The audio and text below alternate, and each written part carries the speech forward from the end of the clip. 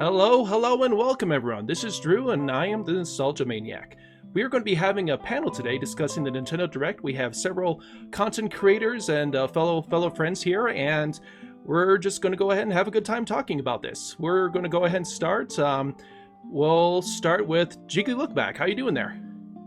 I'm doing well. How you guys doing? Awesome, awesome. Tell me a little bit about yourself, Jiggy. Well, I am a content creator, obviously a fellow Rare lover. I love all things Nintendo, Sega. I describe my channel as the best retro gaming channel according to my mom. And I've got a lot of good stuff cooking over there. I analyze games, I theorize about games, and recently started doing some tier lists. A lot of Rare related content, but I divert from that a little bit and go out there, and I'm super excited to talk about this Direct because I think it had a lot of stuff going for it. Oh yeah, I think definitely. We'll start next with Chris. How you doing there, Chris Bacher? Hello. Hey, you actually pronounced my last name right. A lot of people don't do it on the first try. So yeah, maybe you could tell us what Chris Yeah. what? Bartgall. Vodka. Okay, very nice. Anyways, yeah, hello, I'm Chris Bartgall. I run a YouTube channel, Chris Bartgall's Music Reviews. I generally cover music. I do cover various gaming, mostly Nintendo-related things every so often, as well as a couple other miscellaneous items. I'm also a big video game, especially Nintendo fan, as well as classic gaming. So I'm here, I'm very hyped. I'm very honored to have been invited by Drew to be here, so I'm glad to be able to partake in this discussion. So thank you. Awesome. So then last of all, we have Jay Waldebums the Third, and now I've known him for a few years now, ever since I've been fairly active to Twitter, social media, and all that, and yeah, he does a lot of cool stuff, with collaborations and stuff. So today, a little bit about yourself. Yeah, it's crazy to think, like, I remembered you back when you had, like, a Disney theme going. Yes, If I recall correctly. Yeah. for a little that was bit. crazy to think. But anyways, as Drew said, it's your boy, J. Waldubams the Third, and I'm just gonna read off my pin tweet, because I'm just too many things. You are also the fanciest name out of all of us. Yes, Thank you. by far. Anyways, I like gaming. I'm big on Nintendo, but I can also be critical on them. I like nostalgia, so yeah, kind of like Drew here. I like the art, so kind of like Chris. I like pop culture, and I like memes. And I also like retro gaming like Jiggy, so see, I kind of embodied all of you in some weird type of way there. Anyway. That's what the 3 stands for. You're all 3 of us combined. Yep, all three. Yep. That is the secret meaning all this time. Plot twist, you guys. Could I Now, could I shout? but jokes aside, though, yeah, I'm really excited to talk about this Direct, and thanks for having me on. Of course. Now, so starting out talking about this Direct, I just wanted to first to have an idea of what was the standout moment of this Direct for each of you personally. Let's go ahead and we'll start with Jiggy. Okay, so I think the definitive standout moment. Well, I do have a few moments that I was really like, wow, that's really cool, and a few moments where I was like, wow, that's not really cool.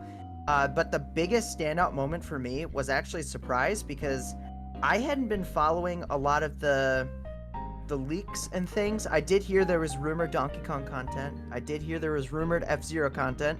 That's as far as I went, and I stopped. But I was so pleasantly surprised about Princess Peach Showtime.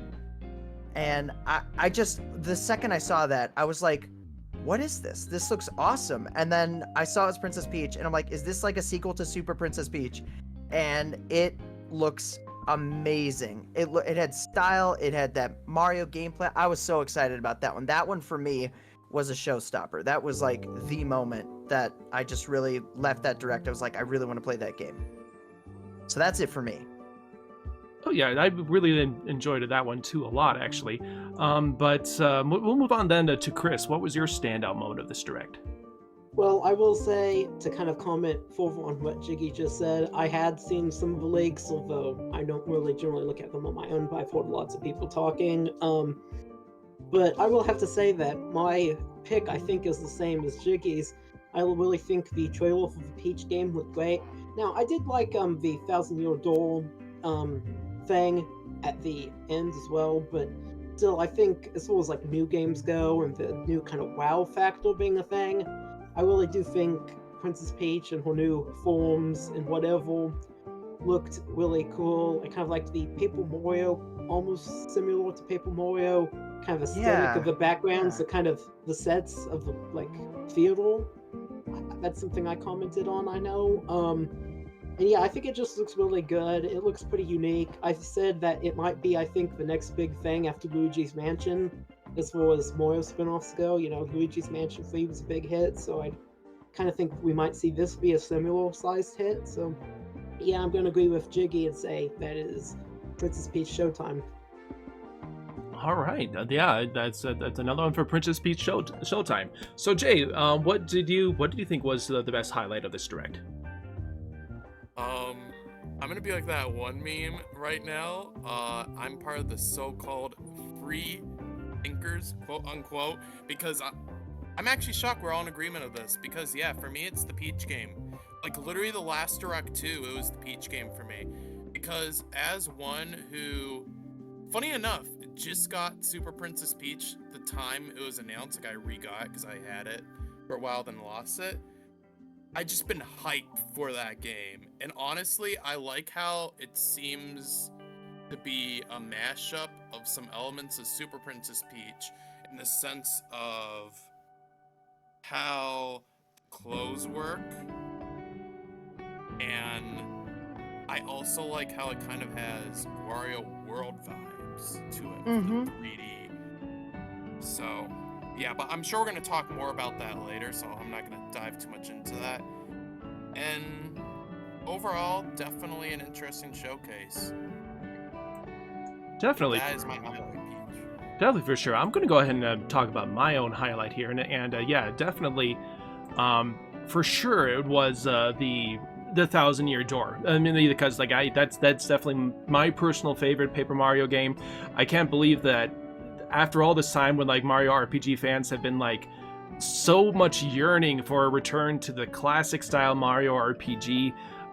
With Mario and Luigi being gone, bankrupt, and Paper Mario going the direction that it is, we kind of thought that like, what's going to happen here? Then we had Super Mario RPG the last direct, and suddenly in this one, Paper Mario: The Thousand Year Door. These were games that I didn't even think were like, I just didn't see them coming, and I just love that. I will say briefly, I mean, I love the way the Princess Peach game looks too. I think those has tons of originality to it that we'll get into more into here. But yeah, just for me personally, yeah, the Thousand Year Door remake just, it looks fantastic to me. Absolutely. Yeah, no, like that, honestly, I'm gonna be honest with you guys, that actually, like, probably was the most whoa moment for me, even more than probably Mario RPG, because I did not see that coming at all. Exactly, because it seems like there's this thing going with Paper Mario where it's just like, it seems that the developers don't want to do anything like new or artistic with the Mario series, that they like kind of abandoned that. But here we are, not just like a simple port, but like a full-on, what looks like a good old remake of this game with all the originality still intact. So I think that might be a good sign of things to come there. Mm-hmm. Yeah, I think it looks good. I definitely plan on getting it. Oh yeah, it looks awesome. So let's go ahead and rewind a bit back and kind of talk about a few things sequentially. First of all, do any of you actually play Splatoon? I haven't really. I don't think I've literally played any of it before. But do any of you play it, like with the Splatoon 3 or the DLC at all there? No, nope, I haven't. I have a friend that's gonna hate me for saying this, but I feel Splatoon 3, what makes it really good in my opinion, even mine, I haven't played the campaign yet, but what makes it really addictive and hooks me is Salmon Run. That's what carries that game for me. And it just feels like Splatoon works better as a per system game for me, kind of like think a Smash or Mario Kart. That said though, this DLC looks cool. It's just I don't know when I'm gonna get it or if I'm gonna get it, because I would like to play through all the other story modes first. Right, right. That's where I'm at too, because I've never. I mean, so funny enough, we had Splatoon on the Wii U, and I never played it because it was one game my little brother was like, I really want this, and he got it and played it religiously, and I just never. I played multiplayer a few times with him. I'm like, it's fun. There's nothing wrong with it, but I just never got into it. And then Splatoon 2 came out, and I had so many friends playing that online, and I was like, man, I should really get into this. And then by the time like I had a chance to actually sit there and play it and pick it up, because my brother had it and was done with it, Splatoon 3 was out, and now I just feel like I'm behind, and I've never gotten a chance to get in. The DLC looks cool, but I honestly, I know too little about Splatoon to even comment on it, really, other than it looks cool. Now, I wanted to ask about something that I honestly don't understand at all, because it's very much like a Splatoon lingo thing. Why was everyone mad about the recent Splatfest from the one team that won? Why is everyone so mad about that? Oh, trust me. Splatfests are literally Nintendo's answer to political debates. He's white. He's white. He's dead white. Like, literally, that's how it is sometimes. It just be like that. Interesting. I will say for the record, I got Splatoon 1 kind of around the same time, just the Switch came out, a little bit before Splatoon 2, but not very much. I played a little bit of its campaign, and I did get Splatoon 2 when the Switch came out, and did play it online some. I did like that, and I think the gameplay was pretty good, but I've never really been able to be one of those people who gets into a multiplayer game and plays it over and over religiously as much. I mean, I like playing like Smash Bros. And Mario Kart with my friends, including some of you all, actually, but I've never really was able to, get kind of hooked into it, so I didn't get Splatoon 3 when it came out, so I haven't played it. All right. Also, really quick, can Yes. I just say one more thing? Sorry. Just a little side thing. With Splatoon 2, they should have went the Banjo-Kazooie route and called it Splat-2. Splatoon. Oh gosh. Yes. Like, they should have done that. Still makes me mad, but that's a whole other thing. Oh man. GWON. Tune. Well, let's go ahead and move on to our next topic here. I think a good one to go to is going to be the Mario versus Donkey Kong. This is one of the things that was leaked beforehand. So, what do you guys think of this? Well, That I have lots to say, but I'll let you guys go first. okay. Well, first of all, I was maybe it's initially disappointed that maybe Mario versus Donkey Kong was going to be the Donkey Kong thing, but I like this game. I played it on the 3DS. I got one of the early 3DSs, so they let us download it for free. Played through, I think, 100% of it, and it's kind of nice to see it all updated. And I think, I don't know if I'll get it, but it's cool. It's there. And I think that's where I'm kind of mostly with that. I think it's neat. All right, here's where I'm at. I was so pumped to hear there was any Donkey Kong related content, because it's been so long since we've gotten any Donkey Kong content. Yes. Okay? And I was especially excited because obviously I get my hopes up, because the second they announced Donkey Kong content, then everyone's like, oh, it's going to be like Donkey Kong 64 and it's going to be 3D, and I'm like, I hear that, and I know I got to take things with a grain of salt, but that little piece of my heart that goes, oh my gosh, Donkey Kong, this is it. Donkey Kong 64 is back. I was even thinking maybe they're going to announce Donkey Kong 64 on Switch Online. And I was getting excited. And the second this came on, and right at the beginning, I shrugged and I was sighed and I was like, no, because this isn't like, it's not a full-fledged Donkey Kong game. I mean, I don't mind that it exists, but there's a few things I have problem with it. One is it's a very particular kind of game, and I'm not knocking it because some people love it. Like, I might enjoy it too, but it's gonna be it's gonna be like $50. I think they leaked the price. It was like $49.99 or something. And you can pre-order it. Correct me if I'm wrong, but I believe that was the price for it. And this does not look like a $49.99 game. This looks like a $20 game. like brand new. Yeah. It just doesn't seem like there's a lot of substance to it, and the fact that this was our Donkey Kong reveal it just bummed me out a little bit, so I was disappointed. I did want to mention that I don't think that they showed some cutscenes with Donkey Kong, but I don't think they included the original Grant Kirkhope voice samples.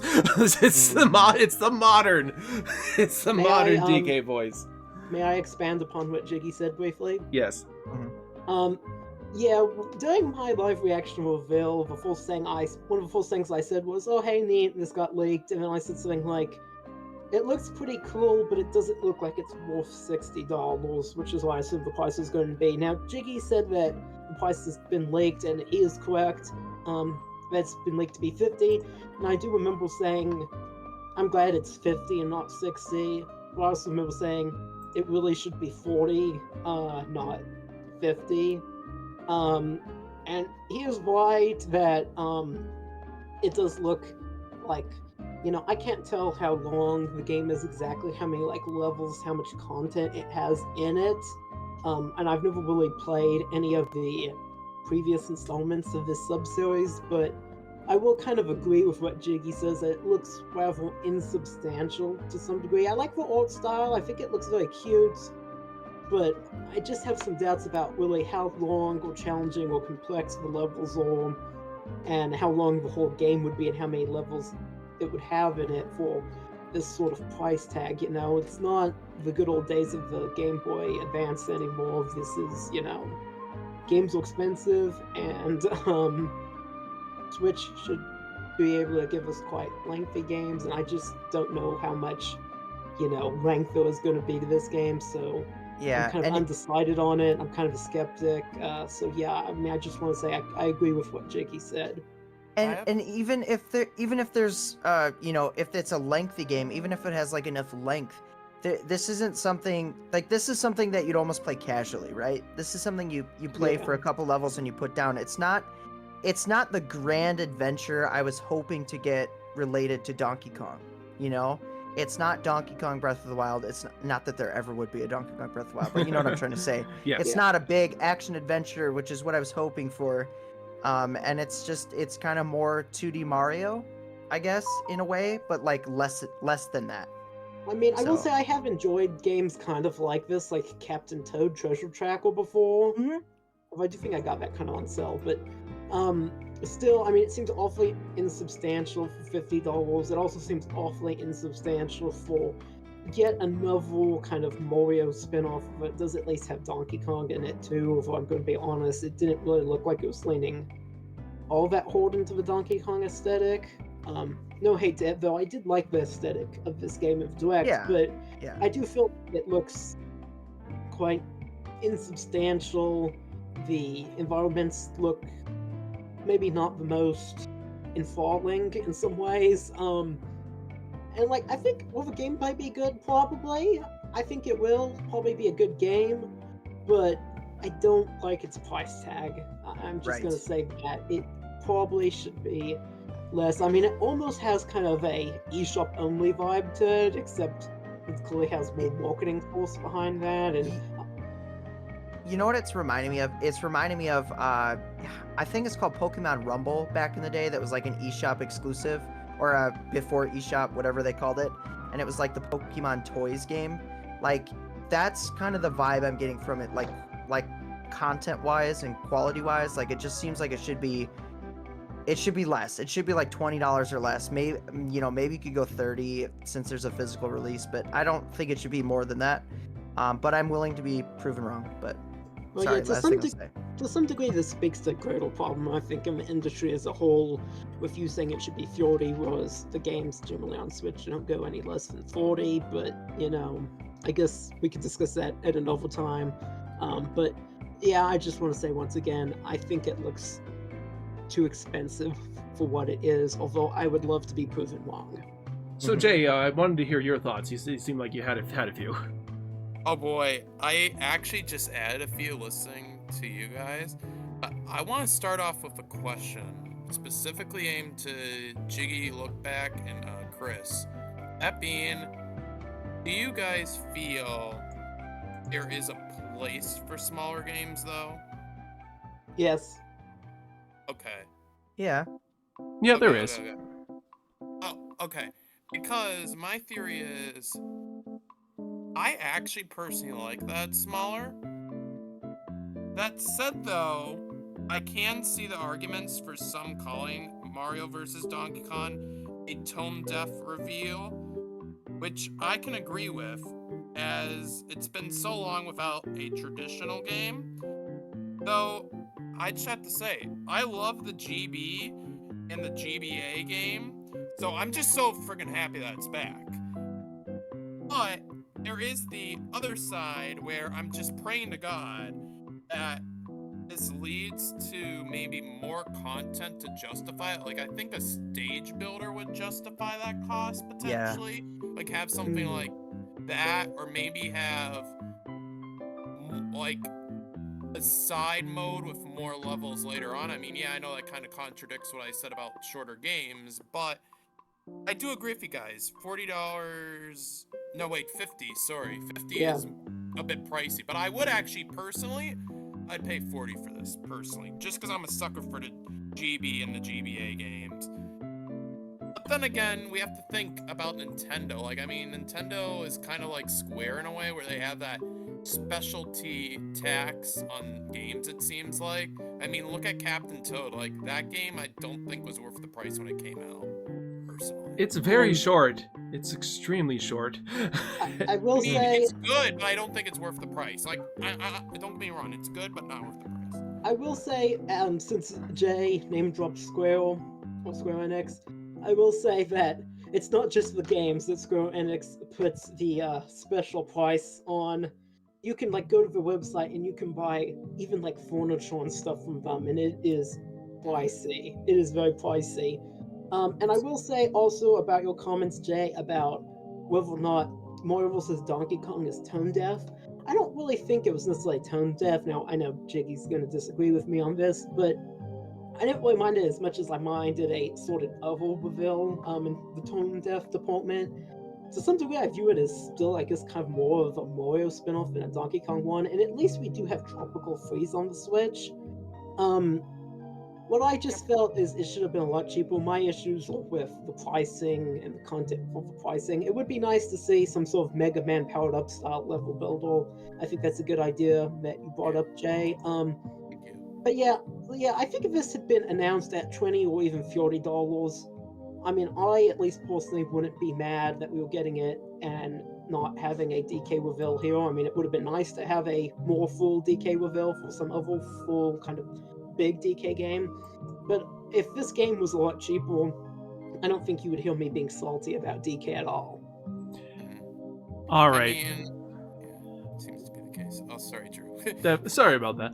But yeah, I mean, I did want to kind of segue that into kind of a discussion. We talked about, DK64, like maybe coming to Nintendo Switch Online, but lo and behold, there's absolutely no Nintendo Switch Online game announcements, and that was a genuine surprise to me, especially since that's been a pretty consistent thing with at least the previous two September Directs. We had like a announcement of a big batch of Nintendo 64 games, and they just didn't have them this time. They just wasn't there. I think they're really slacking on that content. I think. Yeah. They really need to start pumping out more games. I don't know why. Like, I love the Switch Online, and every time a new game comes, I'm super excited. It's just a slow drip.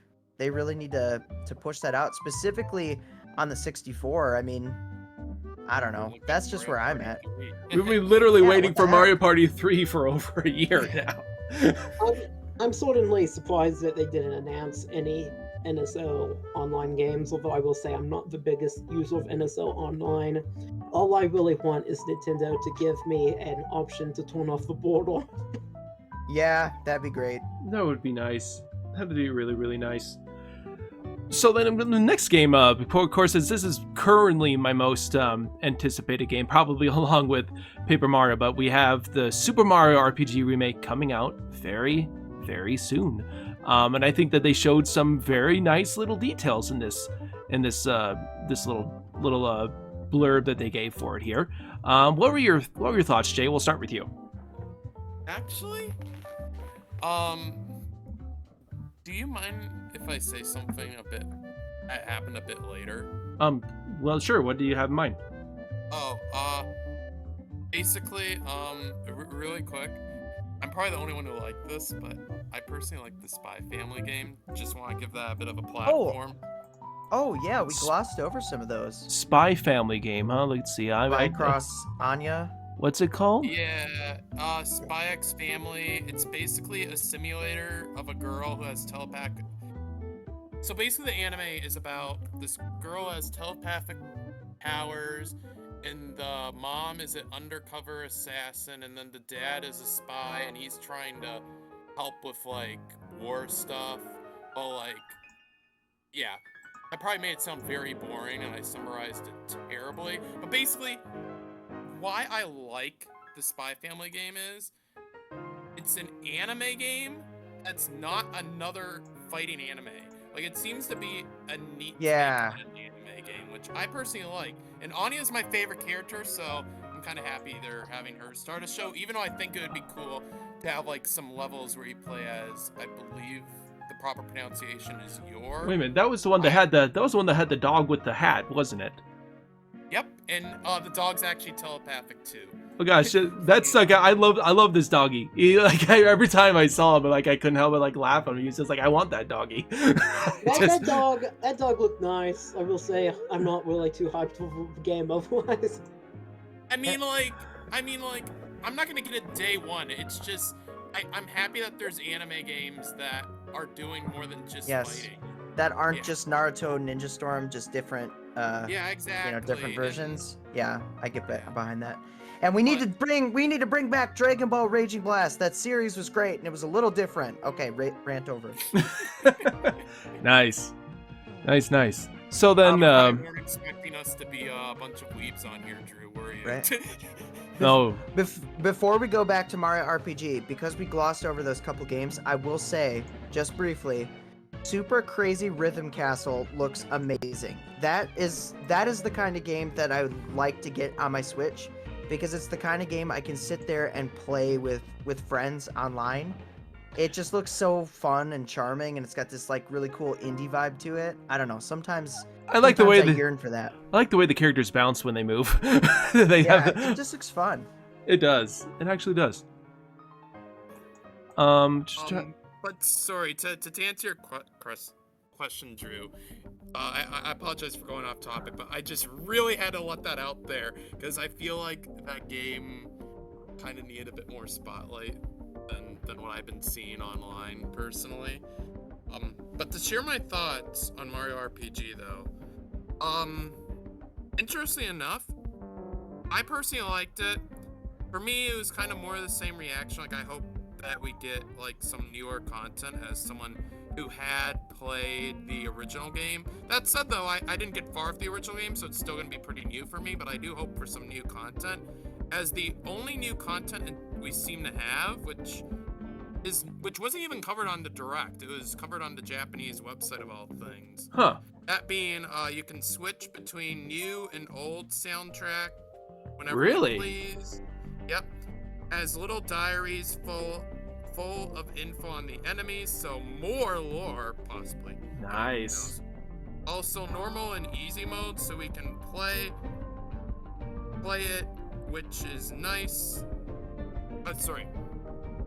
Misspoke. Basically, you have normal and easy mode, so more can play it, which is nice, even though for me, I'm probably going to play normal, because I feel that's the way the dev intended. And I don't know, with some games I feel easy is the coward way out because they do too much hand-holding. That's just my opinion. I'm with you. Normal all the way. It just feels right. Yeah. It's the most well-balanced. Exactly. So you can And appreciate dev the probably story but still be intended that. challenged. Yeah, And I agree with you. overall, Mario RPG, really, I mean, same thoughts. It looks nice. And I'm looking forward to it. I do hope there is something maybe new, like a little new side story or something, which I think Papa Gino talked about that in one of his videos, didn't he?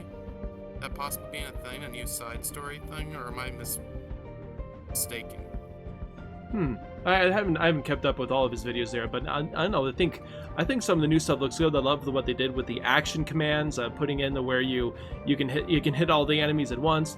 The triple attacks look sweet. I'm excited to see and try all of them out, and the post game boss modes, and giving extra things for people who love the game and want something more. It looks like that's what they're doing, and of course the graphics look great. They've carried it over faithfully, and it looks great. I love it. I think we're underselling the graphics here, because this is one of the most visually charming games I've seen on the Switch, in my opinion. I mean, it looks right. It not only looks like Mario RPG Classic, but it looks Mario RPG brought into modern day, and every screen grab, like, it's one of those things you can screen grab any moment in the trailers and it just looks beautiful.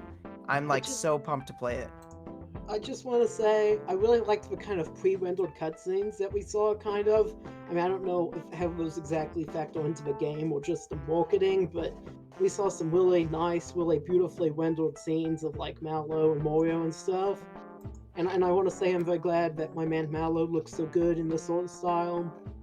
Gino, too. And those pre-rendered sections, I think you all know what I'm talking about. Those looked really, really good. Very, very pretty, very well done. So I want to say, for me, for the Super Mario RPG, that was kind of the highlight. There was the graphics and the pre-rendered kind of cutscenes that looked really nice. Yeah, they do. And of It's course, and we're going to have a remastered soundtrack as well. I'm excited about that, just because Super Mario RPG is easily one of my favorite soundtracks ever, and the fact that I can just the whole thing is being redone, and the idea that I can just listen to it from beginning to end just sounds amazing. True, although I am somewhat skeptical as a music YouTuber myself that the soundtrack will ever quite be able to top the feels you get listening to the old original. I have to agree with Chris there, and funny enough, that segues perfectly to one of my questions I was gonna ask. How are you guys gonna mainly play the game, with the new soundtrack or old, you think? New. I'm going to play with new. Probably new, just because if I wanted to play it with old, I would just go play the original on the SNES Classic on cartridge, since I have it both ways, and you get the graphics. I mean, I don't really see, honestly, the point in some ways, especially since, I mean, it hasn't been that long really since we've seen the original. It's a great game, and to get the true retro feel, I mean, I feel like you have to match it with the original sprite-based graphics.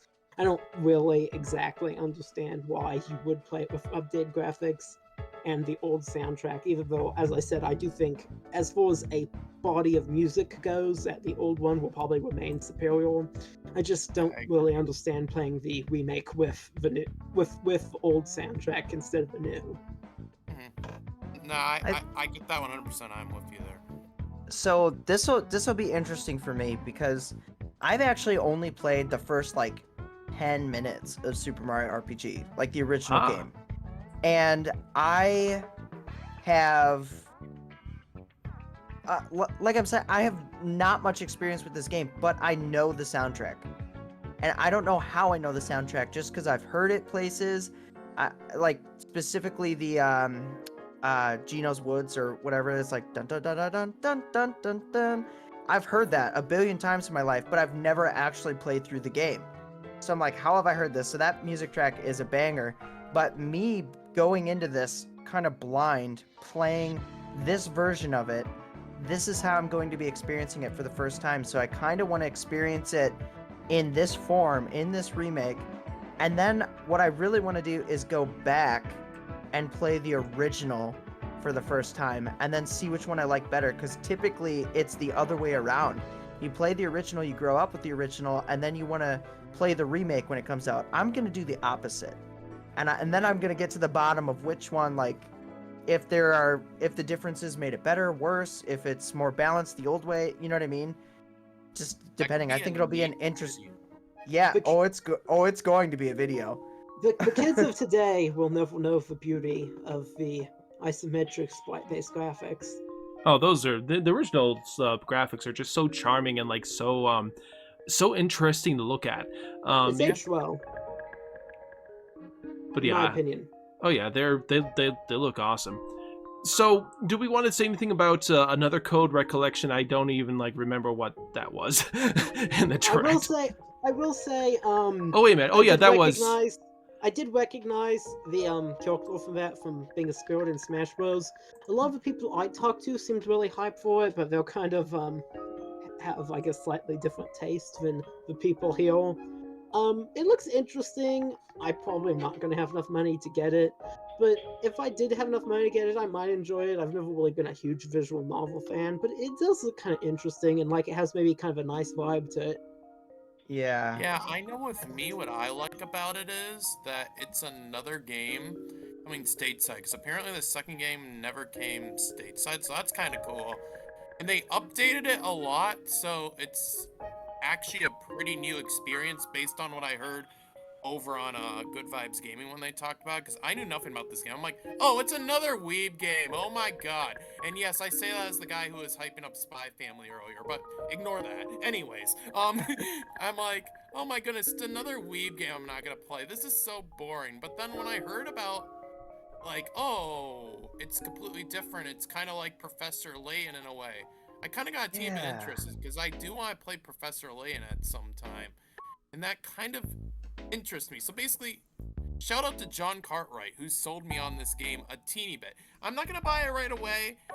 If I do buy it, I mean, I still don't know. I'm on the fence, but I am definitely a bit more interested than what I was after hearing that. I don't know if you guys are the same or not. I had kind of a similar feeling from the people I talked to during my live reaction that I did with the Torment Solvo. It was it was kind of interesting seeing the enthusiasm for something that seemed kind of obscure and that I'd never heard of before. And they did say something about the original developer going bankrupt, so they seemed also quite surprised to see it getting a remake. I think that had something to do with what you mentioned, Jay, with the second game not seeing a release here. So yeah, I mean, it looks interesting. If I had all the money in the world, I would get it and I would play it. And at some point, I mean, it'd probably be backlogged, but still. And I'm sure I'd probably enjoy it. I'd at least give it a good shot. But you know, so many games, so little time, so little money. All right. Yeah, for sure. I think it's one of those games that if it ever goes on like a really good sale, I might pick it up. But otherwise, it looks interesting, but it's not something I'd spend my money on unless it's really like good deal. Yeah, Same here. it's something I want to probably just keep an eye on. And next up, we're going to talk about probably one of the big highlights for the direct for a lot of us, and that's going to be the formerly untitled Princess Peach game, which is now Princess Peach Showtime. Yeah, I believe that's what it is. Yeah, It's showtime. Princess Peach Showtime. Yep, it looks great. Oh my gosh, It looks and amazing. it looks like a good combination. It's just like it has a good old fashioned Nintendo innovation to it. That's probably the main thing that sticks out to me of it. I'm just watching all the different ideas that come up with, kind of like a mixture of like a few things like Paper Mario. I see a little bit of Luigi's Mansion. Just little elements here and there that just has that charm to give Princess Peach like a distinct theme of her own.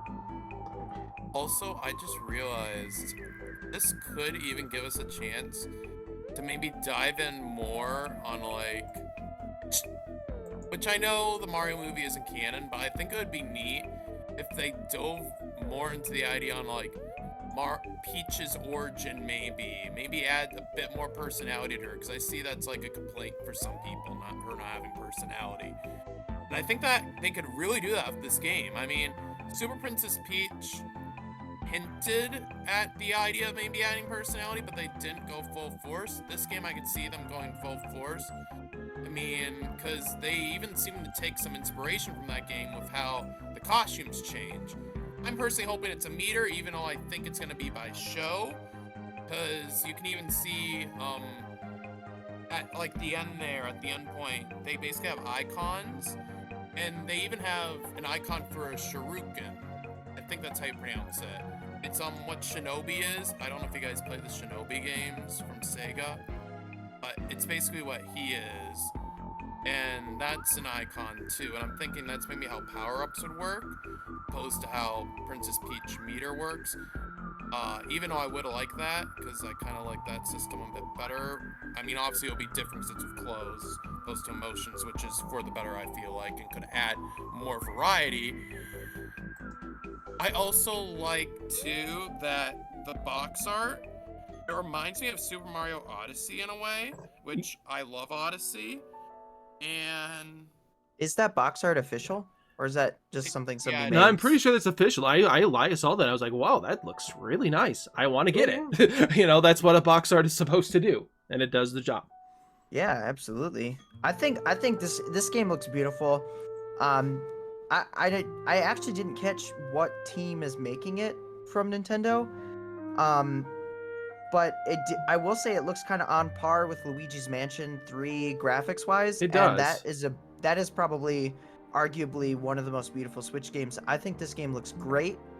I'm trying to dissect right now, looking at the little characters that it looks like she has to save. They kind of look like Olimar plus the caterpillar character from the Mario games. So I'm like, what what are these? Huh. Like they're a new species, and maybe that's just me like dissecting into things, but I don't know. There's some mystery there, I think. Like, what are these? Is this a connection to Pikmin? Is this like some ancestor to Olimar's species?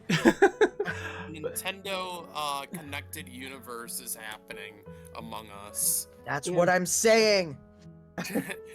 and then also too, I could actually see it being the Luigi's Mansion developer, because if I'm not mistaken, didn't the Luigi's Mansion developer also make Wario World, or no?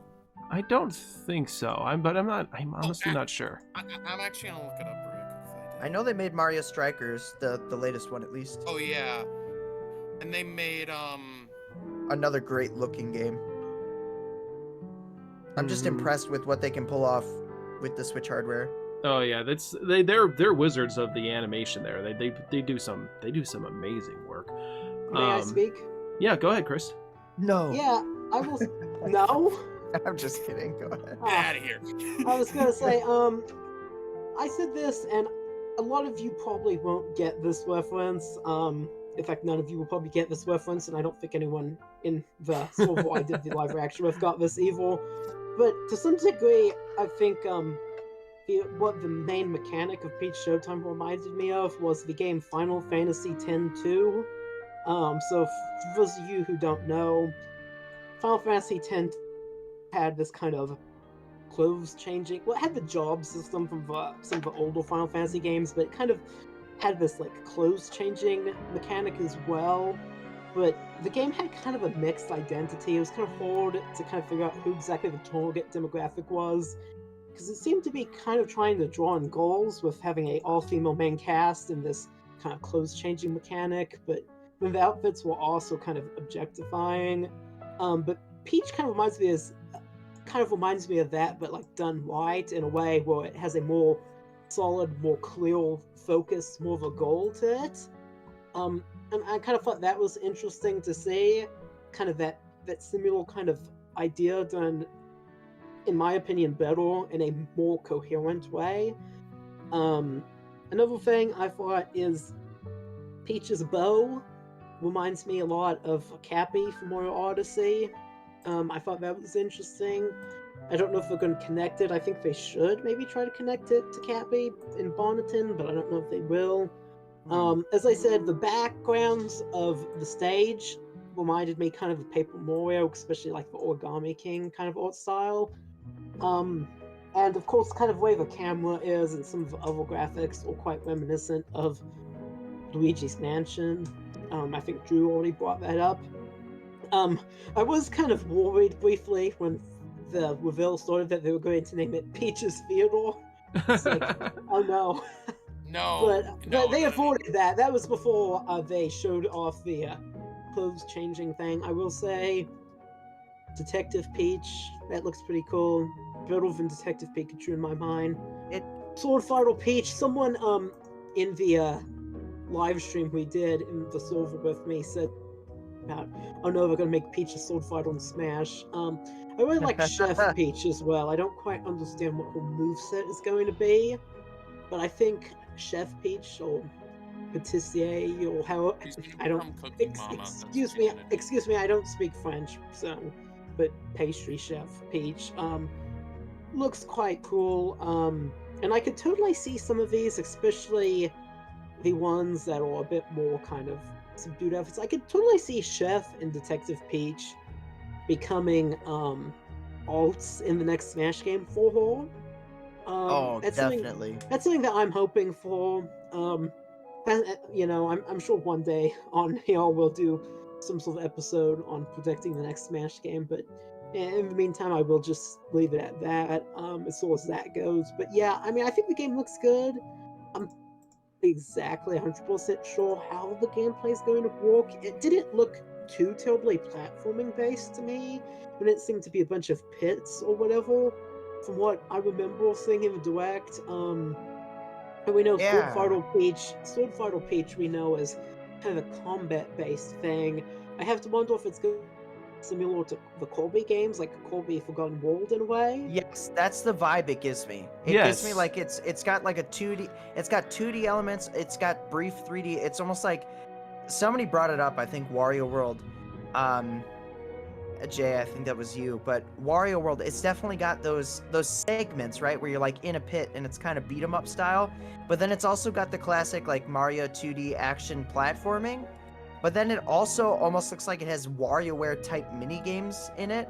It's kind of hard to grasp what the gameplay is because it seems like maybe each area has its own distinct section of gameplay. Yeah, well, that's my biggest concern for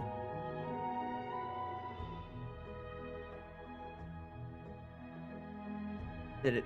the game. The sort of identity of the game looks like it's being nailed, but I do hold some, I guess, mild reservations about the gameplay, and just we'll see how strong of a gameplay hook it has, how, you know, the level design interacts with that hook, and as well as, of course, how unique each level is, since they're all going to be in a theater setting. I wonder if they'll do some sort of callback to the theater stage play thing from Super Mario Bros. 3 in it. Oh, that'd be awesome. Dude, I would love that so much. Or maybe just go all out with the idea and have like something kind of similar, which funny enough, I was watching some of your videos, Chris, and I was reminded of this galaxy from Mario Galaxy. Have something like a Mario Galaxy, have something like a throwback galaxy, but in this game where it's just full of like Mario references and like kind of fourth wall breaks. That could be very cool and untraditional for Mario, and I'd love it. Yeah, that sounds cool there. So with the Princess Peach game, yeah, it seems like it's definitely one of the highlights of the direct. I'm looking forward to playing it there. As far as like maybe the next thing to talk about, I mean, we had Tomb Raider looks kind of cool. Maybe we'll talk about that one a bit later. But Detective Pikachu, do any of you guys have any thoughts about that? I never played the first one there, and I'm honestly not feeling this new one either. There, it's just it's Pokemon, I guess. Don't play a lot of that. I wish I could care because I usually like the Pokemon spin-offs, but no. Also, by the way, really quick, the person who made Wario World was actually the same person who made Sin and Punishment and Mischief Makers. Just thought I'd throw that out there. Oh, interesting. Treasure. That's Yeah, right. The Treasure. developer was Treasure. That's right. Yeah. But anyways, Kind of fitting that Wario had a game made by a company called Treasure. Yes. and also I'm looking on their website too. Speaking of developers, not to jump around too much. Sorry, Drew. But I cannot see any like developer names that stand out other than I would assume it's probably in-house Nintendo because that's the only name that's showing up when I look it up for Princess Peach Showtime. Yeah, it sounds like it's probably just one of their internal studios there. Doesn't seem like it's being done by Next Level then. I guess what they're working on probably is Luigi's Mansion 2, the HD remaster for that.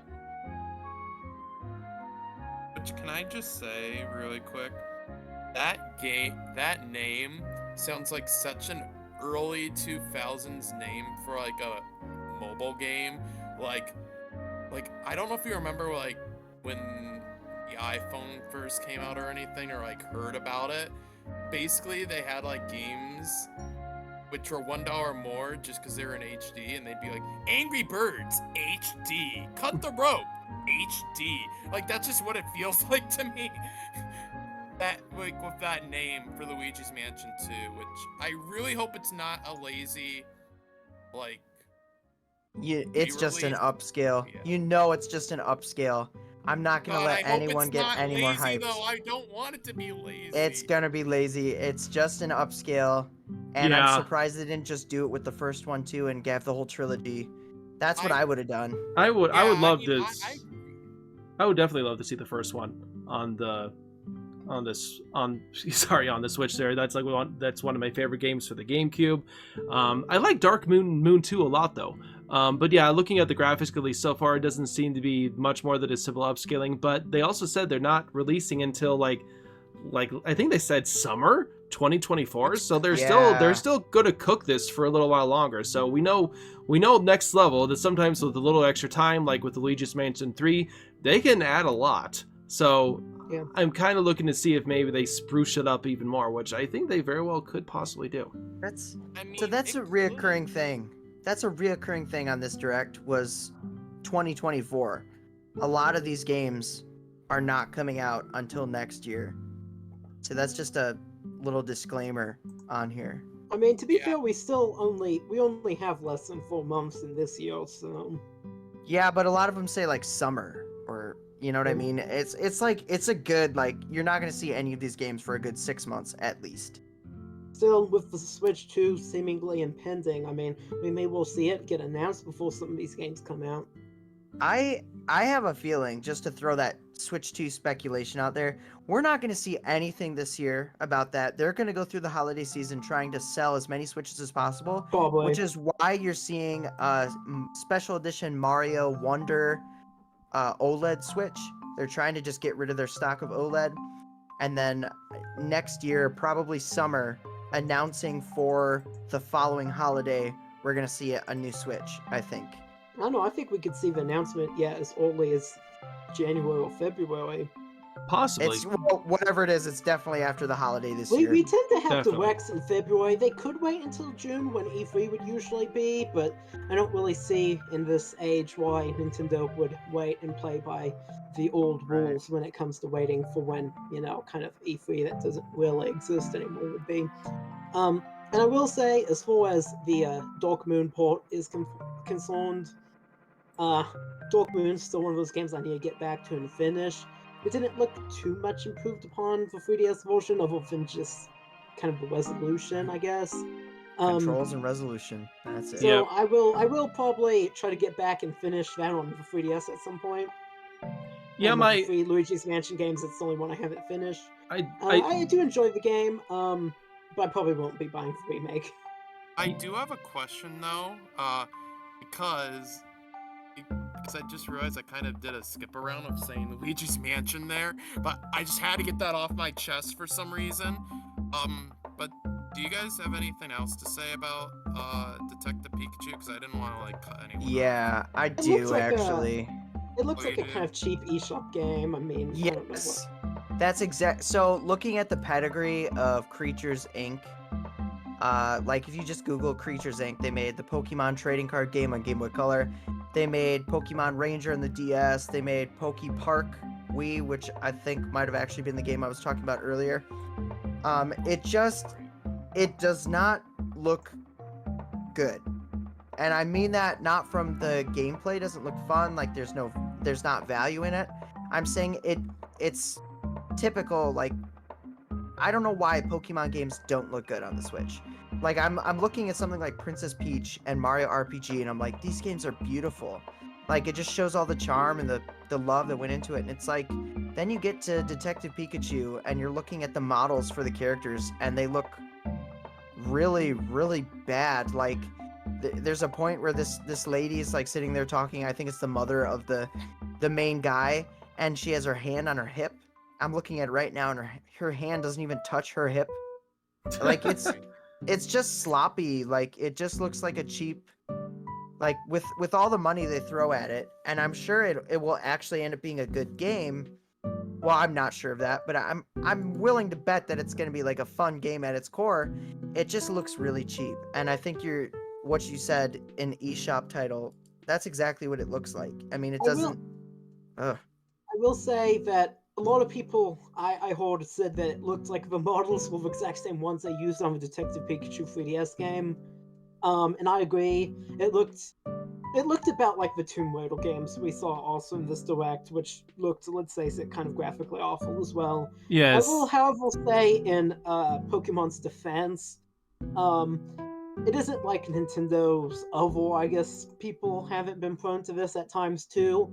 Fire Emblem Three Houses, a game I love quite a bit, I will say.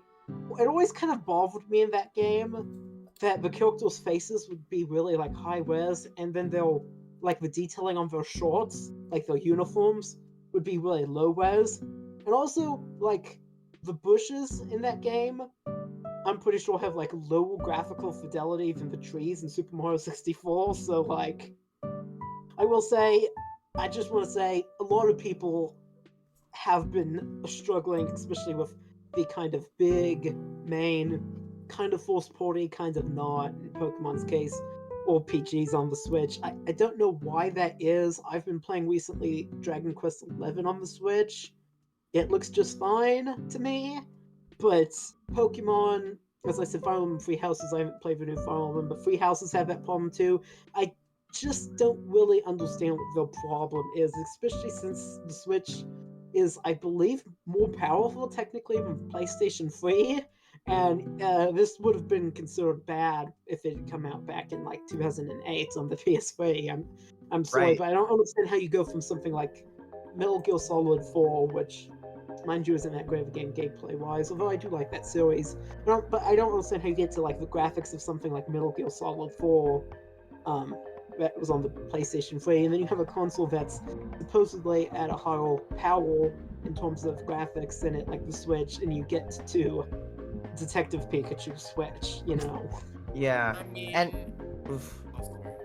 I was just gonna say, because we brought it up, and the Tomb Raider game, like, I'm actually excited for that because I love that even though it's a remaster, they actually give you the option to kind of switch the visuals on the fly, which is the kind of the opposite of what Super Mario RPG was doing, where they completely replace the visuals and they give you the option to flip the soundtrack.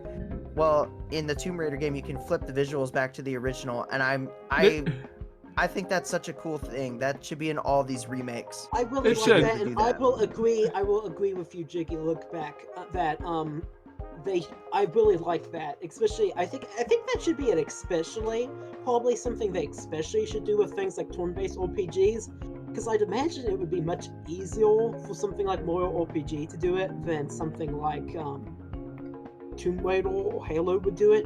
But one of the things I loved about the Halo Anniversary remasters, which isn't Nintendo, but just kind of while on the subject, is they had it where you could change the graphics at the press of a button anytime. And I still think that is a feature I have yet to see be matched anywhere else. And I really think, like, I understand it could be hard to do it in something like a real-time platformer style game, but I would like to see like RPG remakes and stuff that especially don't have a huge amount going on under the hood, maybe have that option if possible. I understand you can only do it with remasters and not like full on like remakes like the Paper Mario Thousand Year Door one. But I do think they could probably at least get something kind of similar for Super Mario RPG. I kind of discussed this with the music and graphics earlier. But I mean, I do understand why they're not doing it too. I mean, it's really a just going the extra mile thing we're talking about. It's not must-have. But I will say, that looks nice, even if the updated graphics of the Tomb Raider game look terrible and looked like they updated it from like 1996 to like 1999. So yeah, that's what I was gonna say too. When they flip between the two, like you're gonna have the option to switch between, and I'm just like, what's the point? I mean, the new one literally looks like worse than Sonic Adventure to me. So like, Yeah. No. You know what it looks like? I'm gonna slander this game hard, but honestly, it looks like it. Remember when Rockstar re-released their big 3 Yes. GTA games? Oh, That's everyone- literally what it Yes. looks That's a Like, fair. like, That's it a looks- fair Everyone's been comparison. saying that. Oh, everyone has? Cool. I mean, glad to see we're on the same page. Also, I will say though, I don't think though graphics should make or break a game, True. because I have seen online lots of people are like, "Oh, I'm not buying this. It looks like a mobile game," and I think that is a very silly mindset to have. Because look at retro games like Galaga, which is personally my favorite game of all time. I would say I love it because it's so damn. Oh, No, that's sorry. fine. You're fine. so dang, or should I say beaver dam? Yeah, there we go. Save that there. Anyway, yeah. So, Well, I I'm mean, glad you it picked could still be Galaga. good Galaga's, Galaga that's a good over one to pick. Galaxar for sure. Oh yeah. based. Now, Also, quick question: Miss Pac-Man or Galaga? Sorry, going off topic. Galaga. Just asking. Galaga, yeah. Based. No comment. Chris? Damn. Now I Well, did want whatever. to I did want to kind of like bring up the rest of the discussion points and maybe speed it up just a little bit here because it looks like we've been talking looks like about just an hour now at this point, like since we started recording Oh, and such. Hey. So yeah, we've been had some good. I just want to maybe go over a few more games and try to get this all wrapped up here. I did want to touch upon. Oh, you're fine. This has been some great discussions here, but let's move on to F-Zero 99. So Fantastic. that looks great. I think it looks. He's not happy. What? What was Hey, that? yo, what? Look, okay, hear me out. F-Zero, I'm gonna say now, it isn't tone deaf in my opinion. Because it takes what made the original good and modernize it, all while bringing back beloved characters. I mean, of course, in their cars, but it brings them back. I mean, it even brings back the guy who was in the manual for the game. Yeah, it looks really Yeah, good. which I is haven't played a great. ton. I haven't played a ton of F-Zero. Like, I think I've only played like some of the original SNES, but this looks fun. This looks like a lot of fun. Listen, I I'm, just really hope, my only fear of this is that I hope they actually update it like Tetris 99 and it doesn't suffer the same fate the Pac-Man one and the Mario one suffered. That's just my only fear of this game. yes, that's Otherwise, I love the idea. I haven't played it yet. Hopefully, I'll play it tonight. But yeah. I love it. It looks great. It has a silky, buttery smooth, like 60 FPS, which it should. But I just love. It's just a crazy idea. It's like, whoa, people keep asking for F-Zero. Well, what can we do right now? Why don't we just take the original game and we'll just, make a race of up to 100 people online? That sounds great. I love it. It's so frantic, chaotic, crazy, out of left field. The kind of pie in the sky idea that I respect, and I'm totally gonna play the crap out of this game. I can tell. it's something. It's something, and it's like it feels like a good something to at least put the toe in the door for Yeah, people who yeah, want this yeah. series. May I speak? Sure. It seems Oh. to me I'm going to take the, I guess, more cynical aspect, kind of a more cynical point of view here, so forgive me if I'm being too negative. I try not to be a negative person, but I will say, it seems to me, Donkey Kong, he had a game decently recently with Tropical Freeze, and he did get a kind of full, relatively new game with 3D graphics and whatever. What we get with F-Zero is a Battle Royale online game without really any sort of single-player mode whatsoever. Not the sort of game I generally like anyways. I don't really care for Battle Royale, I'm gonna be honest with you. And what we get after 19 years of waiting since the GameCube installment was, essentially, what is almost just kind of a souped-up port of the SNES game. It's basically a ROM hack. It's almost completely reused assets. As far as I can tell, there weren't really any new tracks. The environments are still pretty flat. Unlike Super Mario RPG's original and its environments, I don't really think the original F-Zero graphically has aged all that well. I mean, the track and the cores still look pretty good, but the backgrounds they aren't really a compelling environment that you want to race around in, really, in my opinion. It does look like they updated the graphics a bit. There's particle effects, there's like dust effects or like wind effects as you're driving by. It even looks like the wow, I'm totally blanking. The draw distance is way better. You can see like way far out, way ahead. Like it looks like they did some minor touch-ups. Like they didn't do much. And it also looks a little more like the cars, even though they're 2D sprites, they're more 3D modeled, if that makes sense. I mean, Like, I'm gonna be honest. I've never been a huge fan of the kind of faux retro sort of vibe to begin with. I mean, if you Gotcha. want real retro, go for retro games. Some of them still look amazing, and with the new games that go for it, I mean, I like sprite artwork, but you gotta go for it as a whole aesthetic. You don't just go for it with, oh, it looks retro, because there's games like Hollow Knight that really don't look retro exactly, but they're still sprite based, and those look good, but I find games like Celeste look less good, and with this doesn't even have original, though, retro throwback graphics. I mean, this is reused, has some effects thrown in here or there, but it does feel very minimal effort. I mean, something that makes some of these older games good is there's a little bit of a secret ingredient. You know what they say about cooking? The secret ingredient is love. Well, I always kind of felt that about how some of these video games came together graphically as well. To some degree, it's about a design philosophy, I think. I think a good example of this would be like in the environmental effects of Metroid Prime 1, or the falling leaves in that one area in Star Fox Adventures. That game looked amazing. It did. Yes.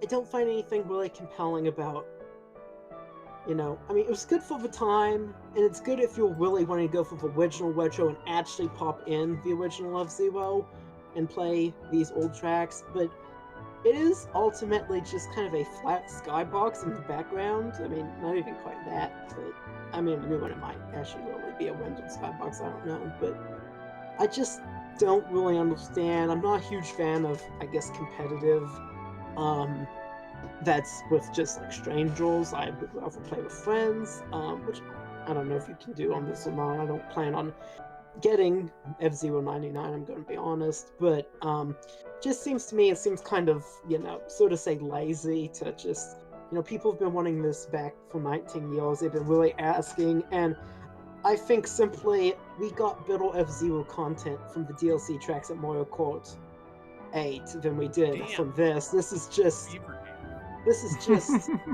Wild Beavers couldn't drag me away from this argument, Jay, because the way it is I just see it as you take old sprites, you slap it together for some cheap nostalgia bait, you say it's a battle royale, you say it's free to play, you know, maybe they're trying to gauge excitement for a new installment. I mean, I think that's the best case scenario, my greatest hope here, but as it is, I don't know, I don't see why you would play this when you could just play the original game on NSO, this SNES thing, because I just don't really.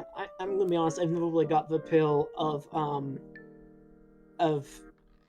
battle royale games, and it seems to me that they just, to some degree, slapped these 2D sprites on. You don't like Octopath Traveler or like Triangle Yeah, Strategy, I like that like style? Octopath Traveler's gameplay. I will say in Octopath Traveler's defense, although I am kind of critical of its art style decisions, its graphics were at least all new. It's not like they just borrowed them from like some old Final Fantasy game. There was new sprite artwork in the style of. With F-Zero 99, it is literally, to some degree, just the same old things. And Well, I mean, Jimmy it's literally, Ward it's said it literally, wasn't though. Yeah, I really think it's been updated slightly. You just gotta like do a side-by-side comparison. Yeah, It it's does been- look different. Also, Like look at I the will menu. say, Stuff, Chris. I will The say, menu has new stuff. That's all I will I'm saying. say, okay, the menu. I mean, fair enough. I will say that Jiki is right, that they have added some stuff, I just don't think it's enough to really give the game a unique identity of its own, especially when combined with its free to play and its battle royale status. That is an important distinction. It is free to play if you have Nintendo Online. So as far as I'm concerned, it's an absolute win because you don't Yeah, have to I pay agree. anything for it, and I already have the service. And it just you mentioned. I just wanted to get this out there because you mentioned the secret ingredient, love or whatever. And I'd be like, if I had to describe it, this game does have a secret ingredient, and it's called anarchy. Yes, I'll it is say definitely that is kind there. of a good point that Jiggy is making. There was kind of the saving throw of it, that is it being free. So, like, I will say, I think he makes a good point, though. And it could be like Tetris 99, as I was saying. Like, we could see more updates, like different stages, as you were saying. Or we could, which, if I'm not mistaken, might be the first time a 99 game did this. I don't really play Tetris 99 too much, so please correct me if I'm wrong. We could even see maybe like a single player campaign that could work like those NES remixes that came out a while ago, where you have like mini little challenges or something. I think that could be a cool little single player thing. Yeah, well, that was a cool Imagine- way to do it in an anthology format. I'm sorry, go ahead, Jiggy. Imagine that they add a stage builder with this. You can make your own Oh tracks. my god. That'd be cool. mean, They did that I back on the might doubt Nintendo it'll 64. happen though, but I'd love that. I will I think say, that's a logical thing. I will say, maybe they could pull a Mario Kart tour and introduce new tracks on it, and then eventually have them appear in a full F-Zero game. Funny you bring up Mario Kart. Yeah, let's because- Segway. segue. Yes, yes, segue. Let's talk about that. I want to say something really funny because obviously the Mario Kart booster pack, this comes with some new characters. And for lack of a better term, I was watching the live stream and the chat just started going bananas. Okay? And they were going bananas because Diddy and Funky are here. Yes. Okay? No one gives a crap about Peachette. It has to be said. That's a throwaway. That's like, what the heck? Pauline, we accept. Peachette, we're like, why would we want that? But Diddy and Funky, it was like the whole time I'm watching the stream, like this was nuts. The whole time I'm watching this chat, it's just consistently doing like one or two chats here and there, like every couple seconds. The second Diddy Kong popped up and then Funky Kong, it's like it stuttered and then it would just load up like mass chats. Like it blew up. This was probably the moment in the stream that had the most chats, Yeah. live chats, and it was everyone saying, "Oh, they did it! Diddy's back!" And then Funky was back, and then it was Funky's back, and they just kept going on and on and on. And I was like, I mean, to be honest, I wasn't that excited because I'm not like huge into Mario Kart, but it was still good to see, and it was awesome. And I think it says a lot about Donkey Kong content that the two Donkey Kong characters coming back really blew up the Yeah. whole live stream. I for one was very happy to see Diddy back. I was really glad. I think he should never have been cut in the first place Agreed. because he's great. One of the best. I mean, maybe the best Donkey Kong character. He's the best Kong. Yeah. He's the best. Funky Kong. I'm gonna be honest with you all. Jay already knows this. I've never actually played Mario Kart Wii. Although I have played Double Dash, in which me and my brother would play as Diddy quite often. But anyways, Funky Kong. I mean, I think he's a good addition too. I would have rather seen probably Dixie or Cranky. Probably Dixie, but still, I think Funky Kong's good. Pauline. When I saw Pauline, I was like, I knew it. I was just like, I knew it was gonna be Pauline. And then when I saw Peach, I think everyone kind of just collectively went, huh? Why? Yeah, it's like Yeah. because Why I was so did Peachette- confused. I was confused for a second. I was like, weird. "It's It's Peachette." weird for her to return from, like, I guess she was in Tour, and Tour started back in 2019, back around the time the new Super Mario Bros. U port was new. Mm-hmm. But it's weird to see her so divorced from, what her kind of original relevant time Yeah. period She's- was, which was honestly quite a bit before and after Mario Kart 8. So that's kind of confusing. I would have much rather seen Nabbit or Dixie Kong, Yes. or maybe somebody like Monty Mole. I was, especially I think, kind of a Nabbit enjoyer, like a Nabbit, like Manifestor, somebody who was wanting Nabbit. Yeah. The Um, thing, I- ab- the, I really the would have thing liked to about see Nabbit. the thing about Peachette is it's just a reskin of Peach. It's Yes. not, it feels like a complete throwaway of a new character. Like at that Baby Peach point, is more why unique. bother? Why Yeah. not do the Maybe why not at Peach least is do more the unique. Toad version? I mean, why do you do it like because it's like that's how she looks when she has the mushroom, isn't it? When she has the crown Yes, mushroom or something. Correct. Just make it when she looks like a Toad and then not just a Peach Yeah. copy. That's just a weird evolution in the first place. So just do it the Toad version if you're Here's going a to fun fit that fact. character in. Here's a fun fact for you, Drew. You know, Toadette was actually originally created so Toad would have a partner on Double Dash. Really interesting. Oh, I didn't Yeah. know that. Yeah, and That's an interesting fact. If I'm not mistaken, Baby Peach was originally planned to be in one of the RPG games, if I'm not mistaken. Wow. Huh. Also, too, really quick, since the spotlight's on me now, since I said that side comment, definitely happy to see for new racers, even though I definitely switch out Peachette for King Bomb Bomb any day, or even Nabbit, Heck which yeah. honestly would make more sense since you could promote Mario Wonder that way because he's in that game. Nabbit, King Bomb Bomb, Monty Mole, they're all amazing. Anyway, that said though, Peachette, I wouldn't rank her as bad as Pink Gold Peach because at least Peachette was actually in a game. Also, I like how in the video Nintendo posted, you have Luigi in the thumbnail just doing like the death stare. I don't know if you guys noticed that, but I freaking love that. Attention to detail. I will say though, I wonder, since as the Switch is on its final legs, as we saw and heard of, rumor-wise, and I mean with the Gamescom stuff too, with the Switch 2 being shown, if they will push like content for Mario Kart 8 longer, that way we get maybe more characters, considering we have like probably extra square space now, or they might make the sizes of the icons smaller to make a full square. I mean, granted, Smash never got a full square, but it would just be satisfying to see like a nice full square. I don't know. It's been weird about that. Oh yeah. So we got But what do you guys think? Do you think we'll get more characters? No. I don't think so. Probably not at this point in the Switch's lifespan. I don't think we're gonna see a Mario Kart 8 Deluxe.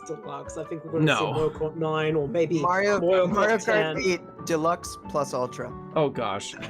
No, Mario Kart 9 for the Switch 2. That's what I'm thinking at this point. After this, it's gonna be done for now. And Mario then Kart we'll 9 or Mario Kart 10. There's a friend of mine in Jay's who's always claims Yeah. that Tor is Mario Kart 9, Yes. and that would make the next one 10. No. So we'll just see what they do. we'll see. So we kind of having to wrap up here soon here, but like I wanted to at least touch on two more games. When the first one's going to be the WarioWare Move It, which I think looks absolutely fantastic. I love the way it looks. It looks I agree. I also love how it's like smooth moves, which in my opinion is the best WarioWare Yep. game. Just Agreed. Wario's voice is gonna take getting used to. yes, But it sounded do off. you have more to add, Drew? Sorry, anything to add? I mean, like, it's just, I don't know. I think this game looks fun. I love wacky motion control type games. I haven't played a lot of smooth moves, but this game just looks like fun. And I understand, it's the same developers that do Rhythm Heaven. Rhythm Heaven Fever is one of my favorite all-time games. So it's like, it has that same kind of funkiness to it, and I love it. Smooth Moves is one of the best WarioWares. I will fully agree on that, and it does remind me of that, and it looks fun. Yeah, I don't have anything to say other than it looks fun. Anything to say, Chris? I will say that the only WarioWare game I've played is I've played a little bit of DIY and Chainsaw. never really got into it, so I just really have no thoughts on WarioWare. I prefer Wario World, I guess, but that's just it, really. All So right. no comment. Okay. Chris, you need to grow and change as a person. Oof. Yeah, and Wario Land's better than Wario World, in my opinion. So just throwing that out there. I just Alright. don't have any. I don't think I've actually played any of the Wario Land games unless we're counting Super Mario Land 2. Oh Which man, kind of play- we do. nah, play Wario Land 4. That's my favorite. That's a great one. Yeah. So many games, so little time. Yeah. Okay, Well, I know what your favorite game is. All right, we saved the best for last. yeah. When we go, well, we talked about Princess Well, Peach. That was Not the best for great. last, sorry. No, I know. Yeah. Princess Peach, that was a great one. But, my personal favorite, of course, was the Paper Mario Thousand Year Door. I think that was probably a lot of people's favorites as well. That was a great crowd pleaser. A lot of big YouTubers were very happy about that. Chicana Roy, Arlo, and a few others. They were freaking out. I was very happy to see this, and then I was happy that among all the things that Priori talked about, that he did not leak this one. I don't know if he knew about it, but I'm just glad that for whatever reason he didn't say anything about it. Based leaker. Exactly. And it looks, and when I saw it, it was just like, okay, I immediately recognized the storybook and the music, and I knew it was a Thousand Year Door. And then I started seeing it, wait a minute, this doesn't just look like a port or like a little spruce stuff. I mean, it looks like they're redoing a lot of the assets and making it look better, and adding in dynamic lighting and all these other pretty little touches. And I loved it. I absolutely love seeing that. I adore the art style. Oh, sorry. The art style. Oh no, it's fine. The art style. I mean, I find it funny when new Paper Mario fans say, "Oh, old Paper Mario fans don't like paper looking like paper," but in here, I think they found a perfect middle ground. Because for me, at least, it still kind of looks like paper. Yeah, I do kind of like the white outline. I know it's a hot take, but I do like it a teeny bit, not super big, but a teeny bit. And in some cases where there's lighting, it kind of looks like there's a white outline. I also like how it looks like Mario's made out of cardboard. That's really cool. And I will say too, I have never been happier to see a noose. Literally in my reaction, I was so happy about that, because that means they're gonna keep the dark elements. And I was scared for this they might tone it down a bit. I like how they're going the Mario RPG route, where they're gonna keep some of the more original elements that made Paper Mario A Thousand Year Door what it was. The sad thing though about Paper Mario for me personally is I heard Nintendo seems to be having no ideas or hints of adding new content, which for me, as one who owns the GameCube game, I feel, unless if you're really a hardcore fan or want to play it on the go, just isn't really worth it. I know, very hot take, but I just hate the trend of re-releases not adding new games. That said though, I'm not about to say it's a lazy port or a bad port, because for one, the game's prices is ridiculous now secondhand, and for two, the style is amazing, so you can see they put in some work. It's just, I hope they add something a little bit new for people like me, which, yeah, it's my favorite in the series, A Thousand Year Door, but I'm just sitting here thinking, if it's a $60 title, do I want to pay that money to replay something, or do I want to play something that's up and coming? Yeah. That's just my take. So I think it's still pretty early on. They said it's going to be a 2024 release, and I imagine we'll get more further details. And kind of like with Super Mario RPG, I mean, even the first Super Mario RPG trailer, we had indications that there were some kind of changes that they went over more. But I wouldn't be surprised if with the Thousand Year Door, they have some changes they haven't shared yet. So we'll just have to maybe see what they are. I agree with you too. That I hope that they do some things gameplay wise. But even so, just the way it is right now, even if what I'm looking at is just a good, pretty visual audio remix of the game, and then the music sounded like it was redone too, and that sounded great. Oh, really? Yeah, the music. Yeah, the music. What I heard, it sounded different than the original, but it looks great. I'm happy with it. Just even if it's mostly just a straight remake, if only because because it hasn't been around. It hasn't been re-released in over 20 years, so it's good to see it back kind of in any form. But yeah, I do hope to see maybe a little bit added as well. I have a quick question. Do we know what team is working behind it? Because I would be interested if it's the same team that worked on the past few Paper Mario games. Because perhaps if this does good, they could maybe take notes from this game and utilize it for a new one, I'm hoping, assuming it's the newer team. But I don't know. There's some saying it's the newer team. So I'm gonna assume it is, but I'm not for certain on that. Are you guys for certain if it's the newer team or not? Or I don't know.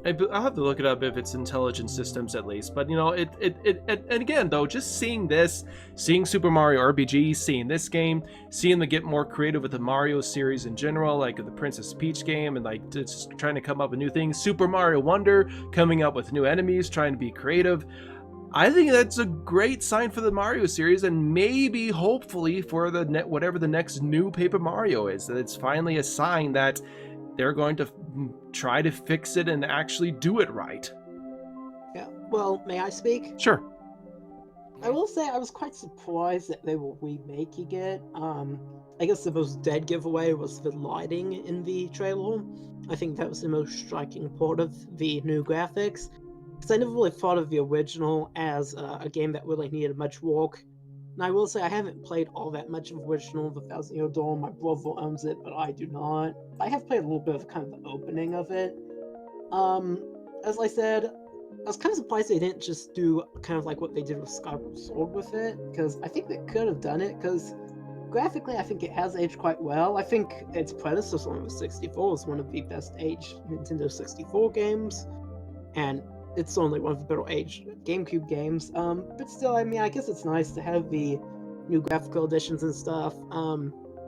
Still, I'd say either way, whether it just be a kind of remaster or a remake, the biggest like bonus here is that it gets out of, over expensive, pricey, purgatory. People can actually play it, or play it legitimately. And like that's the main thing here. It would be nice if they added some different stuff, maybe some different side quests, or like a new area, or like a new dungeon or something. But on the other hand, all those Paper Mario games tend to be kind of linear to begin with as far as RPGs go. So I don't know how exactly they would do that. So I'm a little bit, confused as to why this isn't just a remaster and is a remake, but I mean, I don't think there's anything wrong with that. And also, I'm not going to say that it's overpriced, because anything's going to be cheaper than, what the game currently is. And you do get the better lighting system, at least, as I said. Clearly, I think that was the most striking part visually. I assume the story would be mostly the same, although I don't know, I guess I could see them adding some scenes here or there, since they're doing a full-out remake. All I want to see is the guy like having I don't know if you remember the guy who has to say like "I love you" 100 times. I love you, I love you, I love you. He has to say it. And the Piantas, there's a Pianta who has to say it 100 times, I believe. From what I remember, I've never gotten that far in that game.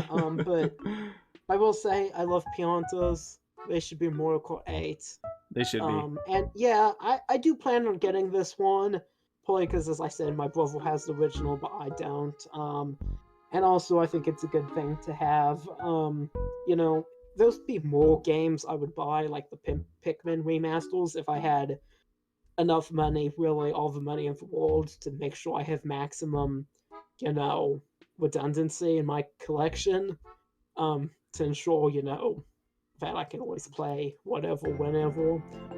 But still, I mean, the Thousand Year Door is definitely one of the ones to get. I certainly think it looks more worthy than something that, like a remake along the lines of, say, the Tomb Raider ones, or the Luigi's Mansion Dark Moon one. No hate to you, anyone, if you're planning on getting those. Oh, yeah. But yeah, I mean, I think it's a good thing. I will say, I do think if I were pacing out the Nintendo Direct, I would have, I guess, for a more general audience, maybe put the Thousand Year Door at the front of the Direct to open it off with a bang instead of Splatoon, although that's just because I wasn't too thrilled with Splatoon, and then it's resolved the ending spot for something new and exciting, such as Princess Peach. What'd you say, Jay? Splatoon's pretty big in Japan, though, so yeah, that is true. Kind of a big thing, I would say, personally. That might be why they did it, yeah. If I was pacing a Direct, I would have put Peach at the end, since that's the big new thing, even if it was previously announced. And I would have put the big new port, because they always want to have a big thing at the beginning and a big thing at the end. And I would have, if I was doing it, I would have put the big port or re-release or remake at the beginning and the big new game at the end, which was Peach, but, you know, that's just me. That's kind of a minor gripe, only with the formatting of the Direct. It's not really anything to do with the game. But yeah, I think the remake looks good. I think the lighting looks good. I'm still not really sure why they chose to remake it so completely. Maybe there's something with the code we don't know Arlo. about. Arlo. Maybe there's something with the source code we don't know about that was giving them difficulties, or maybe there's something they're planning on adding that's really good or really important to this re-release that we haven't seen yet. That We'll have to see. maybe necessitated the change. Maybe. Can I add so- a controversial take here about Go this? ahead. Sure. Boy. So, it's kind of a similar gripe I have with Metroid Prime. And What Metroid Prime? I guess the remaster. Oh, the the remaster. remaster. I Okay, was just so- joking because we didn't see Metroid Prime in the Direct. Right. So here's the deal. I really like that they did this, right? And I kind of hate that I like that they did this, because it almost negates any hope of having a GameCube game collection via Switch Online. Yeah, it not- does. Not that I really was holding out hope for it, but there's so many GameCube remakes happening. And don't get me wrong, I love the Cube. Give the Cube the love, you know, as I always say. But we have Metroid Prime, we have Mario Sunshine, we have Paper Mario: The Thousand Year Door. I don't even know what else there is. I'm sure there's more than that, but there's GameCube remakes coming out of the woodwork, and it negates that. I won't say it completely eliminates the possibility, but it's unlikely that we will get any sort of Switch Online GameCube. And I know that was a long shot in the first place, but I'm even thinking down the line with a new system, like just not having that, I feel like it's a miss. You're probably not going to have it yet, at least until console after next. I will say, I for one was never really wanting a GameCube. I would much rather, because I think these games, gameplay-wise, and in a lot of cases graphically, have aged really well. I think they just need a shiny new coat of paint, and what looks like Thousand Year Door is getting more than that. I think they really just need that to really shine on modern hardware. I mean, do I think something like Metroid Prime is more substantial than this new Mario vs. Donkey Kong is going to be? Yeah, I think it is, and I haven't played the Metroid Prime remaster. It hasn't been all that long since I played the original, though, on GameCube. The best Nintendo console, to be clear. But yeah, I mean, I think really these games still feel very modern. I mean, to some degree, or even older games, I think, still feel very modern from the previous generation. But I think really with the GameCube is where you really start to get these really, really modern feeling games. Definitely. That age really well. Definitely agree. And I think if you just clean up the graphics just a little bit, they play just fine. Mario Sunshine. I mean, in my opinion, they could have given Mario Sunshine. I think I would like to see them do this honestly more to some degree. Give these games, you know, increased graphics, not a rush job, but, you know, brittle textures. Take their time, but do it well, and then release them out and advertise them quite heavily. I don't quite necessarily like the price point Nintendo's doing it at. I think for these ports it should be $40. That's just par for the course with Nintendo at this Definitely. point. Yeah. I will say if I was running things, I would take something like Super Mario Sunshine. I would have, you know, a team work on graphics, protocols, adding some stuff, but still kind of keeping the core physics engine the same, and I would release it for $40. I'd put a pretty big marketing push behind it, and, you know, because I think it really can still stand alongside games like Tears of the Kingdom, or, you know, Xenoblade Chronicles 3, or Mario Odyssey, because I think it's a great game. Same goes for Metroid Prime 1, same goes for Luigi's Mansion 1, even though it is kind of short, I guess. The same goes for Thousand Year Door, the same goes for Wind Waker and Twilight Princess. I mean, when I first played those games on Wii U, they felt as fresh as ever. and that was already like 15 years on. All right. And yeah, so I mean, I think a lot of these GameCube games have aged very, very well. The controls and stuff. I mean, there are exceptions, but the big main first-party Nintendo games, I really do think,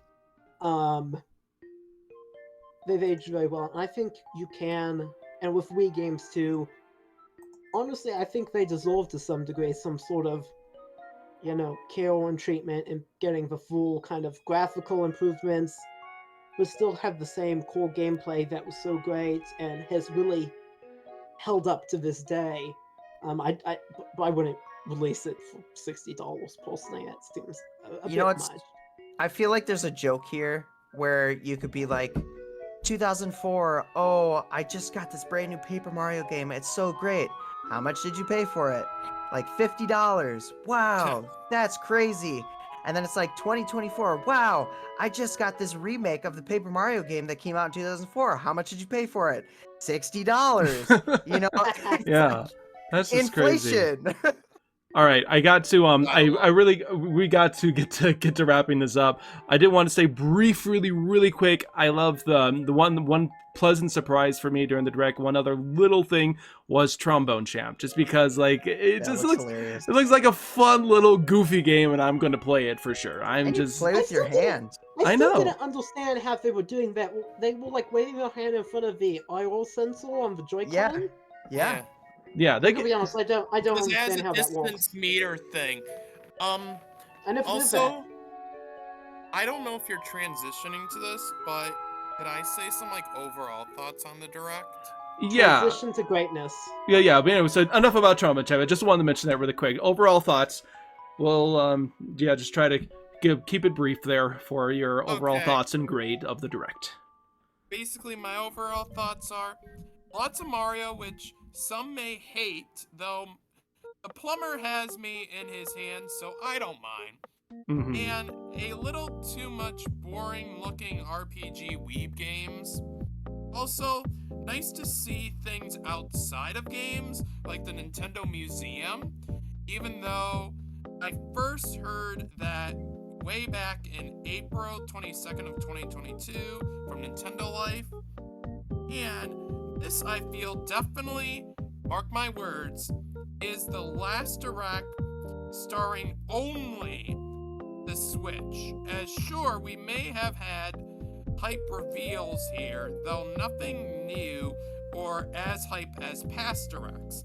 That said, I could see Nintendo even do a crazy moment in which it is looking like just a Switch Direct at first, then at the end show the new system off.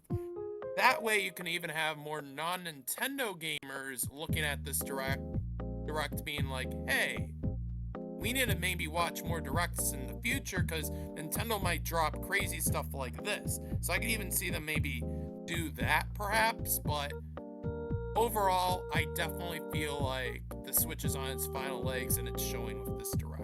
Oh That yeah. said, I still enjoyed it. It was like a B or C tier for me. Definitely around like 6 or 7 out of 10, but nothing too wild, even though my reactions would say otherwise. Wink, wink, check them out. Yeah, shameless plug there. Anyway. All right, why don't we have Jiggy look back go first to go next to give his grade there. Okay. Easy peasy lemon squeezy B minus. Okay. And I say that because I enjoyed it overall. I thought it was pretty solid. I would have given it more of a B plus territory, maybe A minus if it had more substantial Donkey Kong content, but it didn't. I think games that surprised me, Princess Peach looked amazing. I'm stoked to play Luigi's Mansion 2. F-Zero 99 was a surprise that I think looks great. WarioWare looks great. Paper Mario was kind of a surprise. I'm ready for that. A couple little indie games sprinkled throughout there that kind of interest me. So overall, just B minus. I think it was a pretty solid direct. I think I enjoyed it more than the last direct. But yeah, that's it. That's all I have to say. Cool. Chris? thought it was pretty good. You know, you gotta look at it, I think, contextually. I think it was pretty good for what I see as being a late era direct. I agree with what Jay said, that this is probably going to be as sad as it is to think about. The last direct that is going to be just solely Switch based. You know, at the beginning of the Switch era, we had a few that were Switch and 3DS, but it's been a long time now with just the Switch, and we're heading into the next era for Nintendo, I believe, beginning here as soon as this year ends and 2024 begins. And I don't think we'll probably be hearing all that Nintendo for the rest of this year other than their game releases.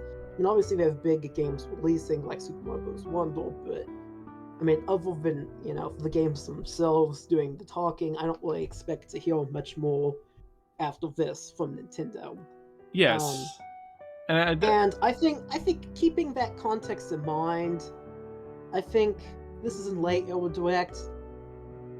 This is kind of to the Switch, I think, what, like 2012 or like late 2011 would be to the Wii, or like how like 2005 early 2006 was to the GameCube. You really just didn't see much on those consoles at that time.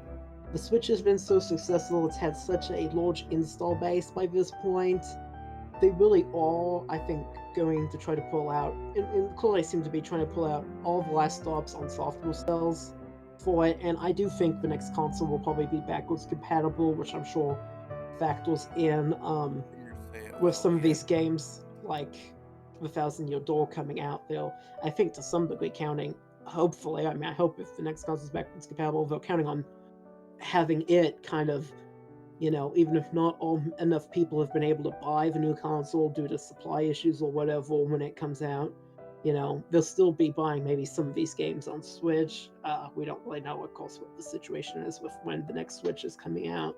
Well, the next console is coming out, Switch 2, I call it, in relation to like when games like Princess Peach Showtime or Paper Mario The Thousand Year Door Remake are coming out. We just know it's kind of 2024 sometime, maybe some more for the games, and 2024 question mark for the console. But like, I think for late era direct, they really all, you know, did announce quite a bit of stuff with Peach, with Thousand Year Door. You know, we're continuing to see good stuff. I still think is even then in kind of late era with Mario Wonder. We didn't see Mario Wonder on Direct, but Mario RPG and Mario Wonder, I think Nintendo really is knocking it out of the park here when it comes to getting the Switch an epic finale. Sure, there may have been things I was a little sour on. I didn't care for the Donkey Kong vs. Mario game that much, and, you know, I didn't like F-Zero 99, but I think they really are pulling out all the stops here for the console this late in its lifespan, and they're giving it kind of a proper finale, a proper send-off. And I quite appreciate that. So I think, you know, this isn't the world's greatest direct. This isn't the most exciting one. This wasn't like E3 2018. But for a late era direct, for this late in the console's lifespan, you look at the contextual factors, and I think they did quite well. I'm giving it a B+ for contextual factors.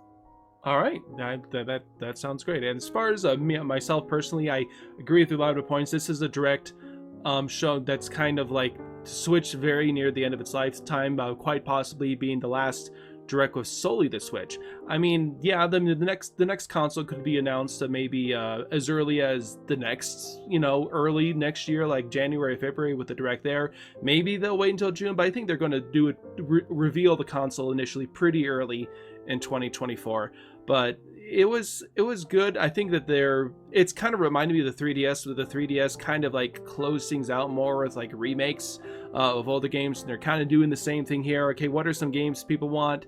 All the games that they want, and we're just going to go ahead and give them to them. People want Mario RPG, okay, have some Mario RPG. People want Thousand Year Door, okay, have some Thousand Year Door.